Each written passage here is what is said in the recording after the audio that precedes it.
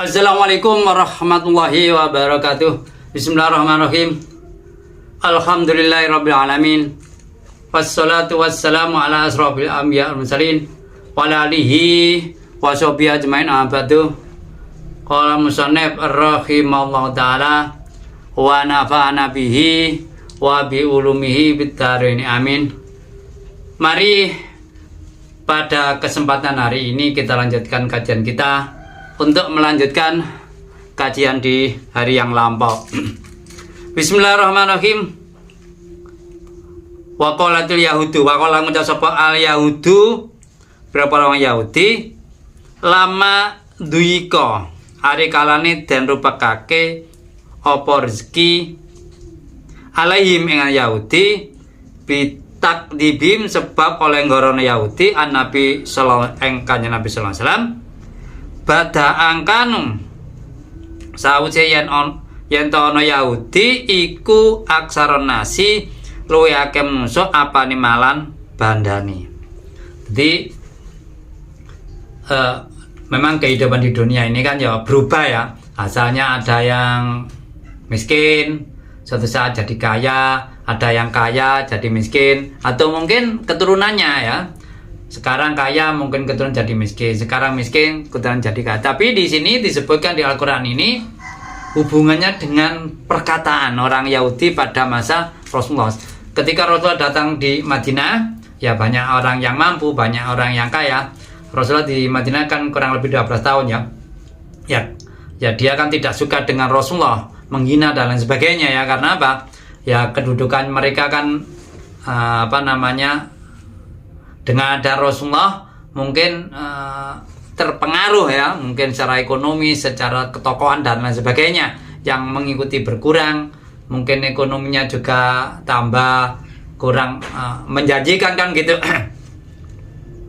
Apa ucapannya? Ya Allah utawi sifat kuasanya Allah iku mangulah dan kegemak budo dan kem an irodat rezeki saking ya ngobengake rezeki ya. Alaina yang kita kanau gawe kinaya sapa Yahudi bihi kelawan ya Allah emang maklulaikum anil bukhli saking bakil medit ta'ala maulur sapa Allah andaliki saking mengkono-meno bukhul. Dia mengatakan, loh saya ini kan jadi melarat, Allah ini bagaimana? Tangannya dibondo misalkan begini, digegem, maksudnya tidak mau memberikan, maksudnya tangan kekuasaannya tidak mau memberikan kepada orang Yahudi. Dia digambarkan di sini yatullahi maglulah, kekuasaannya itu digegem, maksudnya dianggap Allah itu bakhil, medit terhadap mereka. Dengan ucapan itu ya akibatnya punya dampak terhadap ekonomi, terhadap ketokohan mereka yang semakin lama semakin menyusut, semakin luntur kan gitu. Hulat dan keker sikat keker opaidim berapa tangane Yahudi anfil khairat sak melakukan para kebagusan doaun lapat ini kan donga ya alaihim ing atase melarate wong Yahudi. Lapat ini bagaikan doa kepada Yahudi ya supaya menjadikan ekonominya semakin tidak menentu, ekonomi semakin terpuruk. Walu inu lan dan lanati sapa Yahudi bima sabalang kalu kang sapa Yahudi bal yadau balik sifat kudrate Allah iku maksutotani dan beber karone mubalaghatun utai yadau bal yadau iku mubalagh fil wasi indah nyifat Allah bil judi kan lumani Allah wasanna wasunya dan tasniake apa ya tahu kan li ibadatil kasrote kan ibadah akeh It goyatu makono utawi katoke barang yubadilunahu kanyerake ing ma sapa asaki wong kaloma min masa kemal iku ayu tia ame sapa saki biadae kan tangan loro ini saki. Maksudnya gini, baliyadau mabsutotani. Setelah orang Yahudi mengatakan Allah kekuasaannya itu dibelenggu, dikeker ya, tidak mau memberikan rezeki kepada mereka. Bahkan dia itu asalnya orang terpandang. Kalau di era sekarang mungkin asalnya konglomerat gitu kan, orang-orang yang punya dampak, orang-orang yang mempengaruhi ekonomi ya daerah situ kan ya. Di sini disebutkan balyadau mabsutotan. Ya kekuasaan Allah atau di sini sifat kekuasaan Allah dibeber. Maksudnya di sini disebutkan yadahu dua, tidak disebutkan satu ya. Ini digambarkan kalau manusia ya, manusia itu kalau memberikan barang dengan dua tangan, ini gambaran di tafsir ini, itu maka pemberiannya banyak gitu ya, di tafsir ini.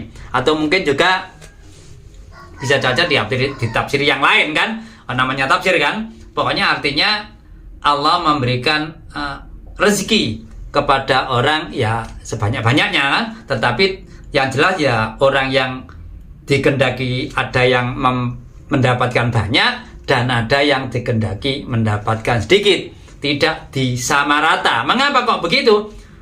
Ya sesuai dengan keinginan Allah. Maksud keinginan orang yang diberi, karena Allah kan sakarepe kan, sesuai dengan keinginan Allah. Di sini mempunyai arti begitu ya. Yadahu mabsutotani itu maksudnya pemberian itu diartikan banyak sampai menggunakan dua tangan. Kalau kita memberi orang kan begitu ya, kalau barangnya sedikit mungkin kan cukup, tapi juga bisa dalam arti lain ya. Itu kalau benda ya, benda diangkat dua tangan itu berat, akibatnya dua tangan digambarkan banyak yang diberikan. Tapi ya biasa aja, walaupun satu mungkin kalau lewat online kan bisa saja juga banyak. Ini hanya gambaran ya. Faedah yang itu maksudnya banyak yang diberikan, bukan hanya dikit. Apalagi yang dikatakan sebagai medit ya tidak. Kalau naudzubillah min dzalik.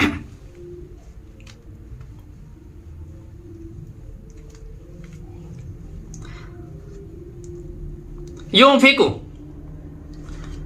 awena bagoso kaifa khalaq yasa karso mintausiin saking nyembarake watajikan lati roda orang melawati mojot aling. Jadi Allah yang memberikan rezeki terserah siapa saja yang ini, baik ada yang diberikan banyak maupun ada yang diberikan sedikit. Di dunia ini kan tidak ada batasan, beda dengan di akhirat. Kalau di akhirat nanti sudah beda kan gitu ya.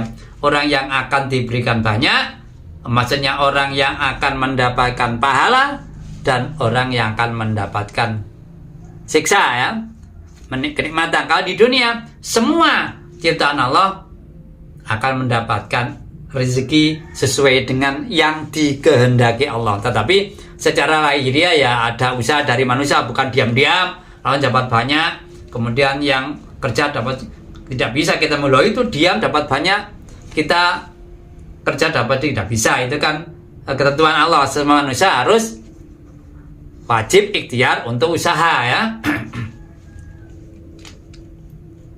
Walayazitana lan nambahi temen kasih romake menusang Yahudi apa barang ujangan turun ilai kemensan berobisang menang Quran sayang Quran tugyanan ing lacut wa kufran kufrihim kono beri kasir bi karena. Jadi bahkan tidak hanya itu, tidak hanya dia miskin, tidak hanya dia tidak yang mengakui berkurang, dia dijadikan nabi juga tidak suka. Dia Rasul mendapatkan wahyu juga tidak suka ya, bahkan kufur, bahkan lacut, bahkan membuli dan lain sebagainya, karena keinginan kan yang dijadikan nabi itu dari golongannya, karena golongannya orang dari dari daerah Palestina sana ya, dari Sam sana. Qardah kan dari Mekah gitu maksudnya. Tapi kan ya sesuai keinginan Allah, tidak bisa orang menggagalkan apa yang diinginkan oleh Allah Subhanahu wa taala. Itu gambaran juga bagi kita yang ada sekarang ini juga begitu ya. Tidak bisa kita menyalahkan Allah, itu tidak pernah sholat kok makmur, yang sholat malah kiri, ya tidak bisa. Itu sesuai dengan apa yang dikehendaki oleh Allah Subhanahu wa taala. Tetapi keinginan kita itu apa yang kita perbuat, yang kita ucap itu dikehendaki plus diridhoi. Kalau hanya dikehendaki tidak diridhoi jadi masalah ya. Misalkan orang mencuri, itu ya dikehendaki tapi tidak diridhoi kan gitu ya. Orang korupsi kan juga gitu ya. Itu juga dikehendaki tapi tidak diridhoi. Kalau tidak diridhoi, ya mudah-mudahan kita dijauhkan dari perbuatan semacam itu ya. Wal qaina lani bakin ain antara Yahudi ala dan muncul ba'da al muncul yaumil kiamat dina kiamat. Faqulu fil qad masalan fil qam minun sang iku tu khalifu dan al ukhra kang menen. Tadi ya ini gambaran di Al-Qur'an ini masing-masing kelompok Yahudi itu tidak sepakat ya, tidak kompak sampai hari kiamat ya. Bahkan di sini disebutkan kulama al-qadu semacane ngurupake Yahudi naron ning geni lil kalbi krana merangkan Nabi ya Nabi sallallahu alaihi wasallam merangkan Nabi sallallahu alaihi wasallam krana lil harbin Nabi sallallahu alaihi wasallam merangkan Nabi atfahama qamatani ing nasu ai kulama arot semacane ngarepake Yahudi ing harap rodam nulak sapa Allah ing harap. Jadi kan golongannya banyak ya, orangnya ya berpendidikan, beda dengan orang kafir Quraisy ya. Orang Yahudi kan punya kitab, tetapi kalau ingin merangi Kanjeng Nabi gagal ya, karena di sini disebutkan ditolak oleh Allah. Tapi sejatinya untuk menyamakan persepsi di antara orang Yahudi tersebut sulit. Karena apa? Lah perangan itu kan ada biaya, ada tenaga. Nanti suatu saat kalau kalah bagaimana? Kalau menang bagaimana? Ya kalau menang mungkin dapat, tapi kalau aturannya tidak jelas, rebutan ya gegeran ya itu ya. Apalagi di zaman masa itu kan kalau perang menang kan dapat ghanimah. Lah ghanimah itu kan kalau tidak diatur sebelumnya kan juga jadi masalah ya. Kecuali kalau orang mukmin ya, yang atur Rasulullah tidak berani macam-macam. Semua diatur oleh Rasulullah sallallahu alaihi wasallam. Aturan itu kan kalau tidak tepat kan langsung diberitahu oleh Allah Subhanahu wa taala. Maka orang Yahudi akan merangi tidak berhasil. Seketika akan punya kemauan,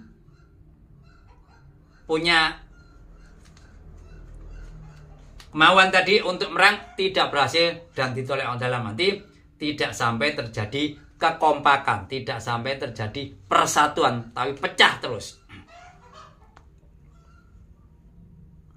Wa yas'auna lam laku sapa Yahudi bilang fatan khale gawe rusak ay musin gawe usaha sapa Yahudi bil majikan maksiat wallahu ta'ala la kubu sapa Allah al mufsidina perang gawe rusak di makna anasan iklan Allah yo akibum natrap Allah ing mufsidin. Di dunia ini buat kerusakan, maksudnya kerusakan sini ditafsiri menjalankan dosa ya. Ya yang kalau menjalankan dosa itu ya tidak hanya orang Yahudi ya.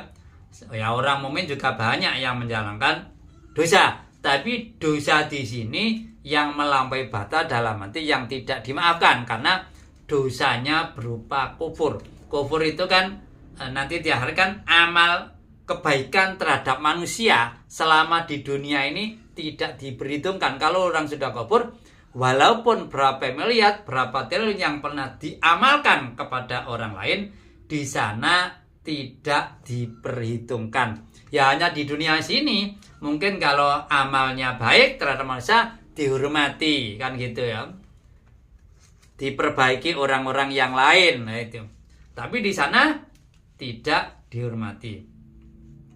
Lah kalau orang mukmin, walaupun di sini tidak dihormati, ya mudah-mudahan di sana karena tetap iman kepada Allah, amal-amalnya diperhitungkan. Tetapi jangan kita semua sendiri wis mukmin melakoni sakarpe ya, jangan. Ini kan yang jadi bulian atau jadi hinaan orang lain. Kadang-kadang kita ini yang agamis, yang percaya agama itu mengutamakan amaliyah kewajiban. Maksudnya apa yang harus kita lakukan, sementara apa yang harus kita tinggalkan. Sementara kadang-kadang orang yang lain menerapkan secara konsisten apa yang dilarang, ditinggalkan, sementara kita tidak komitmen. Apa yang dilarang banyak yang tidak kita tinggalkan. Makanya kita kadang-kadang tidak atau kurang diperhatikan kepada orang yang lain karena kita kurang konsisten terhadap meninggalkan apa yang diharamkan oleh Allah Subhanahu. Padahal itu penting. Rasulullah sampai ke Madinah, pindah dari Mekah ke Madinah, itu salah satunya juga melarang orang-orang kafir Quraisy, melarang menyembah berhala, melarang tawaf dengan tidak berbaju ya. Itu kan punya dampak lah. Kalau kita hanya mengikuti imtisalu awamirillah, hanya yang wajib-wajib saja ya, jadi masalah ya. Akibatnya kan tidak seimbang ya antara perintah menjalankan kewajiban dan larangan meninggalkan yang diharamkan oleh Allah Subhanahu. Itu menjadi manusia yang ideal, yang dihormati di dunia ini, dan mudah-mudahan amalia di akhirat juga diterima oleh Allah Subhanahu. Karena apa? Ya karena amalianya semuanya diridhoi oleh Allah Subhanahu wa ta'ala. Tidak jadi manusia yang mungkin mudah jadi manusia fasik, atau mungkin mudah jadi manusia yang munafik. Karena apa? Kebaikan sholat rutin, mencuri rutin, kan dilema ini ya. Wallahu la yuhibbul mufsidin. Allah tidak suka orang-orang yang berbuat kerusakan. Bimana ana yuhibbu, Allah akan menyiksa ya nanti di akhirat. Walau anna alal kitab lawan satu ahli kitab kamanu iman bi Muhammad kan Nabi Muhammad sallallahu alaihi wasallam wa taqau lan wedi ngedoy ahli kitab kurang lakafarna mongko ngapura ingsun an saking ahli kitab saya atim boro-boro oloe ahli kitab, maksudnya kelakuan sing elek ya. Wa dakhalnahum lan mlebu sing ahli kitab jannatin naim ing surga kang akeh kenikmatan. Kalau di dunia ini iman kepada Rasulullah, iman kepada Al-Quran, iman kepada seluruh Nabi, yang jelas Allah akan menghapus semua kejelekan, semua dosa-dosa, dan nantinya di akhirat akan mendapatkan balasan kenikmatan berupa surga yang penuh dengan kenikmatan, yang barangkali kenikmatan di sana sangat fantastis, sangat tinggi kalau dibandingkan dengan kenikmatan di dunia. Kalau di dunia misalkan kita kaya, kita punya harta, kan banyak orang yang memfitnah kita, banyak orang yang tidak suka. Kalau di sana tidak ada. Di surga orang mendapatkan kenikmatan karena di surga orang sudah disetting hatinya baik semua, maka tidak ada yang dengki, tidak ada yang Kalau di sini orang dapat nikmat, orang kaya, orang pandai, dan lain sebagainya. Ada yang tidak suka karena manusianya masih dihinggapi penyakit hati. Kalau di surga tidak ada. Di neraka pun juga begitu. Orang disiksa ya tidak ada yang lain ngilol syukur, nggak ada. Karena apa? Ya semua disiksa semua kan gitu ya. Tapi mudah-mudahan kita ya ditempatkan di tempat yang banyak kenikmatan, bukan tempat yang banyak siksaannya dari Allah Subhanahu wa taala. Walau annahum lan saat temene ahli kitab iku aqamu jumenengi at-Taurat yang Taurat. Macam nglakoni ya, seandainya ahli kitab itu mengikuti apa yang dalam Taurat, dalam arti Taurat yang belum diubah ya. Kalau sudah diubah kan beda lagi, ada yang diubah supaya tidak mengakui Rasulullah, diubah Kalau orang zina hanya dijilid ya. Nah, itu orang zina yang sudah punya suami istri ya. Coba. Wa annahu lasat meme ahli kita iku kaum menjemni ahli kita nglakoni maksudnya. Atau roh Taurat wali jalan Islam bil amakan amal bima kan barang film dalam Taurat Injil wa minulaniku saking amal al-iman Nabi sallallahu alaihi wasallam. Salah satunya iman kepada Rasulullah. Baik orang Yahudi maupun orang semuanya tidak mengakui Rasulullah sallallahu alaihi wasallam. Nah, itu kan kalau Yahudi ya nabinya Nabi Musa. Kalau Injil Nabi Isa. Selainnya tidak diakui kan. Kalau Allah sama, tetapi nabinya dipilih yang sesuai dengan versi mereka, maka itu kufurnya dari sudut nabi kan gitu ya. Wa malan barang ujang katuna ma alaihim ing atase ahli kitab minal kutsing kedua. Mirobin saking pengen kita lah kalau mako mangan sebalik kita mifaukin sang dukur kita ain tati arjil biayu asi akan nyembarake Allah alim al kita aris wa yufido lang ngloberake Allah irsi mingkuli jan. Jadi maksudnya gini ya. Seandainya mereka iman kepada Quran, menjalankan apa yang ada dalam Taurat, dan maka Allah akan memberikan rezeki yang banyak. Tapi perlu diketahui ya, rezeki itu bukan harus berupa uang misalkan. Bisa kesehatan, bisa ibadah yang tidak malas, bisa tidak mau menjalankan larangan Allah. Jadi rezeki itu tidak harus berupa uang banyak. Karena kalau uang banyak kadang-kadang juga malah jadi masalah ya. Karena di dunia ini semuanya itu ujian. Kita kaya, ujian, miskin, ujian, pandai, ujian, tidak bisa, ujian, semuanya ujian. Ya keinginannya manusia kan diuji yang enak-enak, diuji kaya, diuji pandai.